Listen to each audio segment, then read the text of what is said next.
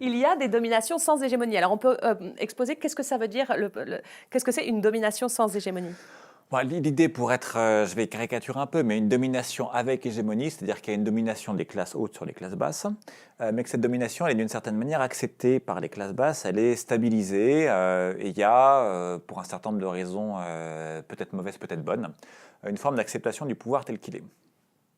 Bon, un exemple clair, ça serait pareil, le fait qu'aujourd'hui un certain nombre je sais pas, de gens en France acceptent d'être dans une nation où il y a des gens qui ont de l'argent, des gens qui n'ont pas d'argent, des gens qui ont un statut, des gens qui ont moins de statut, etc., etc., et que ça fonctionne malgré tout comme une manière relativement stabilisée et routinisée de Oui. voir les choses. Enfin, sauf que là, on voit justement en ce moment, en plein mouvement Gilets jaunes, ce qu'on voit, c'est que ça ne marche pas du tout. Voilà. J'allais y venir. D'accord. Une domination sans hégémonie, c'est précisément le fait que, eh bien, il y a des rapports de domination, il y a des inégalités, il y a des asymétries, mais qu'il n'y a pas de clôture, si vous voulez, de la domination, au sens où il y a quelque chose qui échappe toujours fondamentalement, où la domination n'est pas acceptée, où elle n'est pas reconnue, etc.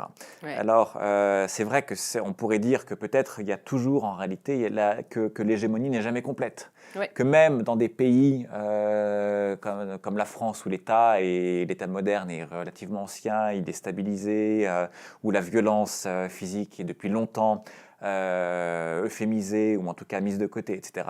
Bon, il y a toujours des moments où la symétrie et l'inégalité ressort, et ça produit du conflit, donc il y a toujours de la conflictualité, donc il n'y a jamais d'hégémonie complète.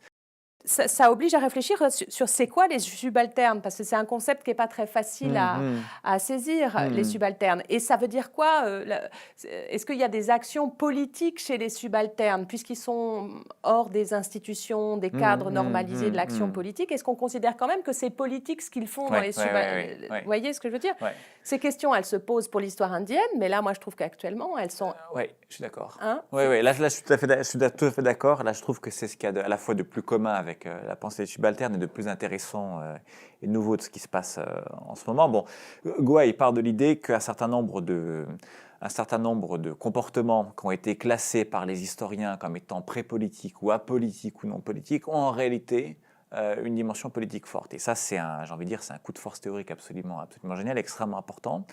Et je trouve que le parallèle, il marche là assez bien avec effectivement les Gilets jaunes, parce que ce qui a été dit quand même pendant toute une partie du mouvement, il me semble, au départ, c'est quand même cette espèce de calage qu'ont eu les partis, les syndicats les mieux constitués, à se relier à un mouvement qui les court-circuitait, et donc à avoir quand même l'idée qu'il y avait derrière une forme d'apoliciste, enfin un mouvement apolitique. un mouvement relativement apolitique, ou en tout cas qui sortait tellement des cadres établis qu'il ne pouvait pas l'être forcément.